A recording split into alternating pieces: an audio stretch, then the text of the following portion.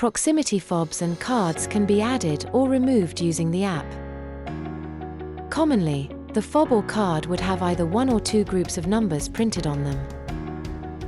Use the ID number field for fobs with only a single group of numbers. Use the site code and user code fields for fobs with two groups of numbers.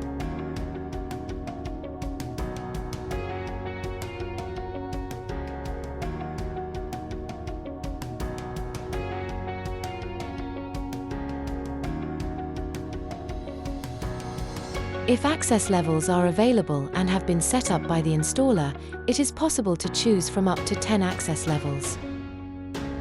These can be used to restrict user access to certain days and times.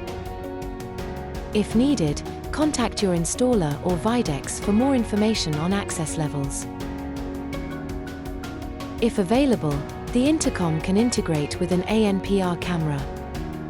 Car license plates can be added directly to the GSM, here.